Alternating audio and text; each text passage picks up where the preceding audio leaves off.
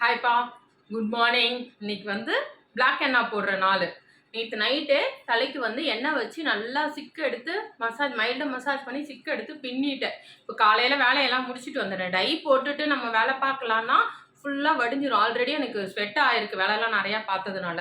சரி, அதனால நீங்களும் டை போடுறதா இருந்தால் எல்லா வேலையும் முடிச்சுட்டு வந்து பிளாக் எண்ணெய் போடுங்க. நான் வந்து இப்போ வந்து திரும்ப வாரிட்டு நம்ம பிளாக் எண்ணெய் தான் போட போகிறோம். இப்போ வந்து பிளாக் எண்ணெய் வந்து இன்றைக்கி என்ன பண்ண, ஒன் டைம் வந்து காஃபி டிகாஷனோட போட்டேன், ஒன் டைம் வந்து நீங்கள் தான் காஃபி டிகாஷனோட போடலாம், தயிரோட போடலாம், அப்புறம் முட்டையோட போடலாம். இன்றைக்கி என்ன எதோட போட போகிறேன்னா, இன்றைக்கி வந்து ரைஸ் வாட்டரோட போட போகிறேன். போடுறதுக்கு முன்னாடி ஏப்ரான் போட்டுக்கலாம். பழைய டவல் இருந்தால் பழைய டவல் போட்டுக்கலாம். கண்டிப்பாக கழுத்துலலாம் ஆகும். நான் ஃபேஸ்லேயும் ஆயில் தடவிட்டேன்.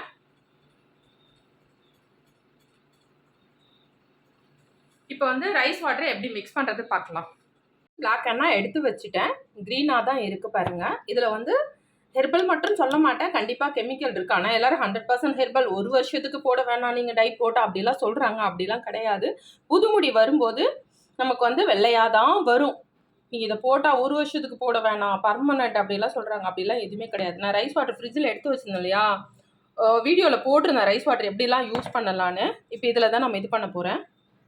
நல்லா மிக்ஸ் பண்ணிக்கலாம். இப்போ வந்து நல்லா மிக்ஸ் பண்ணிட்டேன். பிளாக் எண்ணெய் ரைஸ் வாட்டர் மட்டும்தான் கலந்தேன். இந்த மாதிரி இது பண்ணால் போதும். ரொம்பனா சொட்ட ஆரம்பிச்சிடும். அதனால் இந்த மாதிரி அளவுக்கு மிக்ஸ் பண்ணிக்கோங்க. அப்புறம் வந்து நிறைய பேர் நினைக்கலாம், ஏன்னா உங்களுக்கு முடி கொஞ்சமாக இருக்கா அப்படின்னு சொல்லிட்டு. நல்லா தான் இருந்தது. நான் இடையில வந்து கண்டினியூஸாக ஒரு 3 இயர்ஸ்னு ஒரு 3 மொட்டை போட்டேன். அதனால தான் என்னோடய ஹேர் க்ரோத் கம்மியாக இருக்குது. இப்போ இன்னும் கொஞ்சம் நாளாக வளர்த்துடலாம் அப்படின்னு நினச்சிருக்கேன். அதனால் சில பேக் எல்லாமே போட்டுக்கிட்டு இருக்கேன். இப்போ வீடியோக்காகவும் சில பேக் ஹேர் க்ரோத்தும் ஆன மாதிரி இருக்கும். ஆனால் ஃபஸ்ட்டு நம்ம எல்லாத்தோட ரொம்ப முக்கியமானது, எனக்கு முக்கியமானது ஒயிட் ஹேர் நிறையா இருக்குது. அதுக்காக தான் பிளாக் எண்ணெய் போட்டுக்கிட்டு இருக்கேன். நீங்கள் பிளாக் எண்ணெய் ஏஜ் பீப்புள் எவ்வளோக்கு எவ்வளோ தள்ளி போட முடியுமோ அவ்வளோக்கு எவ்வளோ தள்ளி போடுங்க.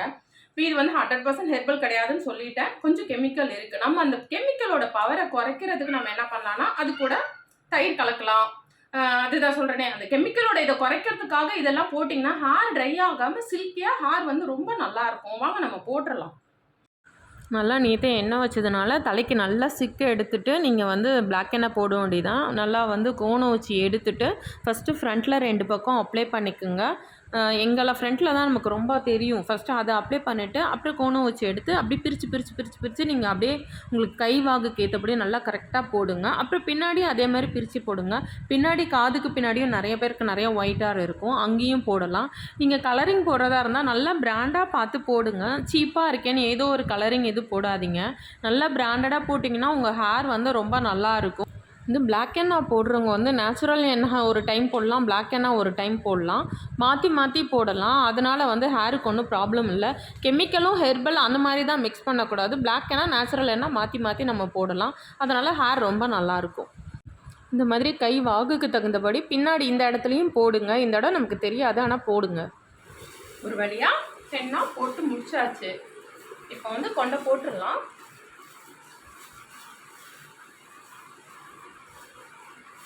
வண்டி கிளிப்பு வச்சு போட்டேன், இப்போ சாதாரணமாக போடுறேன்.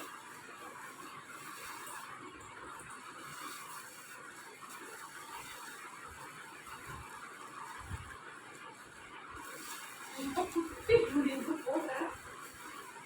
கொண்டை போட எனக்கு எட்ட ஆரம்பிச்சிருக்கு. ஓகேவா? டைட்டாக இருக்கா? ஓகே, டைட்டாக இருக்கா? கிளிப்பு வச்சு போடாமல் போட்டிருக்கேன். எப்பவுமே பிளாக் எண்ணெய் போட்டு முடிச்சோன்னே கொஞ்சோண்டு நீட்டி வச்சுக்கோங்க. கடைசியில் நல்லா உத்து பார்த்து ஒரு வாட்டி ஒரு லைட்டாக ஒரு டச்சப் பண்ணிக்கோங்க. நம்ம எவ்வளோ அடக்கி போட்டாலும் 1-2 ஹேர் இந்த இடத்துல தூக்கிட்டு வந்து நிற்கும். அதனால் அதை வந்து கொஞ்சம் கரெக்டாக செக் பண்ணிக்கோங்க. நம்ம கொண்டை மேலே லைட்டாக வந்து இந்த டைமில் ரிலாக்ஸாக நம்ம உட்காந்துக்கலாம். சிம்பிளான காயில் இருக்கிற அந்த மாதிரி ஏதாவது ஒரு வேலை இருந்தால் வேணால் பார்த்துக்கலாம். ஸ்வெட் ஆகிற மாதிரி வேலை பார்க்காதீங்க. அவ்வளோதான். கரெக்டாக இப்போ நான் 45 மினிட்ஸ் போட ஆரம்பித்து 15 மினிட்ஸ் ஆச்சு. அதனால் இப்போ இன்னும் ஒரு 1/2 an hour நம்ம வந்து இருந்தால் போதும். வாஷ் பண்ணிவிட்டு எப்படி இருக்குன்னு பார்க்கலாம். ஹேர் வாஷ் பண்ணிவிட்டு வந்தாச்சு. எப்படி இருக்குன்னு பார்க்கலாம். நல்லாவே ஒட்டும். நான் வந்து ஷாம்புவே ரைஸ் வாட்டரில் தான் வந்து ஷாம்புவே டைல்யூட் பண்ணி போட்டேன். நீங்களுமே ரைஸ் வாட்டர் ஷாம்பூவில் டைல்யூட் பண்ணி கூட போடலாம். அந்த நேரத்துக்கு கொஞ்சமாக போட்டு இது போட்டு போட்டிங்கன்னா ஹேர் இன்னும் நல்லாயிருக்கும். இதுங்க காய வச்சுட்டு எப்படி இருக்குன்னு பார்க்கலாம். அதுதான்ப்பா, தலை வந்து நல்லா காய்ஞ்சிருச்சு. இப்படி மட்டும் இந்த மாதிரி சீப்பு யூஸ் பண்ணுங்க சிக்கு எடுக்க எல்லாத்துக்குமே. அப்புறம் சீப்பு எடுத்த உடனே இப்படி வச்சு நீங்க சிக்கு எடுக்காதீங்க. எப்ப சிக்கு எடுக்கனாலும் எடுத்துட்டு ஃபர்ஸ்ட் கீழ இருந்து தட்டி தட்டி தட்டி தட்டி மேல வாங்க. இப்படி வாரும்போது என்ன ஆகுது, இங்க இருந்து இது பண்ணும்போது இங்க இருந்து முடி புடுங்கிட்டு வந்துரும். அதனால வந்து நீங்க மேல இருந்து இப்படி வாராதீங்க. எப்பவுமே சிக்கு எடுக்கணும்னா இப்படி இப்படி சிக்கு கீழெல்லாம் இப்படி எடுத்துட்டு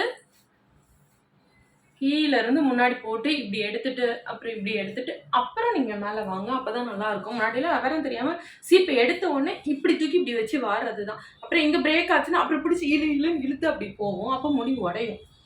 அவ்வளோதாங்க. நல்லாவே ஒரு கவராக இருக்குது. இங்கெல்லாம் குட்டி ஹேர் இருந்ததுனால இங்கே எல்லாமே எனக்கு கொஞ்சம் நல்லா இதுவாக இருக்குது. ரொம்ப பிளாக்கெல்லாம் தெரியல, நேச்சுரலாக இருக்குது. நீங்களும் இந்த மாதிரி பிளாக் ஹென்னா போட்டிங்கன்னா ரைஸ் வாட்டரில் நீங்கள் மிக்ஸ் பண்ணி போடுங்க. ஹேர் பேக் போடுறதா இருந்தாலும் ரைஸ் பேக்கில் மிக்ஸ் பண்ணி போடுங்க. ரொம்ப நல்லாயிருக்கும். அந்த மாதிரி இப்போது பிளாக் ஹென்னா போட்டுட்டு நீங்கள் வந்து ஷாம்பூ போடுறதா இருந்தாலும் ஓகே. இல்லைனாலும் வந்து நீங்கள் வந்து சீயக்காயில் கூட ரைஸ் வாட்டரை மிக்ஸ் பண்ணி நீங்கள் இந்த மாதிரி போடலாம். ஹேர் பாருங்கள், சில்கியாக ஷைனிங்காக பிளாக் ஹென்னா போட்டாலுமே உடையாமல் ட்ரையாக இருக்குது. அதனால் நீங்கள் பிளாக் ஹென்னாவோட ரைஸ் வாட்ரு, தயிர், முட்டை, நான் திரும்ப திரும்ப அதான் சொல்கிறேன். நேரடியாக எடுத்தோம் ஏதோ தண்ணி ஊற்றி கலக்கணும்னு பண்ணாதீங்க. அந்த கெமிக்கலோட பவரை கொஞ்சம் குறைங்க. ஹேர் சில்கியாக ரொம்பவே நல்லாயிருக்கும். அது ரைஸ் வாட்டர் நீங்கள் நார்மலாகவே எந்த பேக் போடுறதா இருந்தாலும் நீங்கள் போடலாம். அவ்வளோதாங்க. இன்னைக்கு வந்து சூப்பரான பிளாக் ஹென்னா ரைஸ் வாட்டரில் நானுமே ரைஸ் வாட்டரில் இப்படி தான் ஃபர்ஸ்ட் டைம் மிக்ஸ் பண்ணி போட்டிருக்கேன். இதுக்கு முன்னாடி வந்து தயிரில் போடுவேன், முட்டையில் போடுவேன். அன்றைக்கி என் பொண்ணு அடிக்கடி ரைஸ் வாட்டரில் ஹேர் பேக் போட்டதுனால இந்த வாட்டி நம்ம அந்த மாதிரி ட்ரை பண்ணுவோம் அப்படின்னு சொல்லிட்டு தான் வந்து நான் இது பண்ணேன். அவ்வளோதாங்க. இன்னும் முடி வந்து வளர்க்கணும். 3 வருஷத்துக்கு ஒரு வாட்டி 3 முட்டை போட்டாச்சு. அதனால தான் முடி இப்போ கொஞ்சம் கம்மியாக இருக்குது. அவ்வளோதான்ப்பா. உங்களுக்கு இந்த வீடியோ பிடிச்சிருந்தா லைக் பண்ணுங்கள், ஷேர் பண்ணுங்கள், கமெண்ட் பண்ணுங்கள், சப்ஸ்கிரைப் பண்ணுங்கள். அடுத்த வீடியோவில் பார்க்கலாம்ப்பா. பாய்.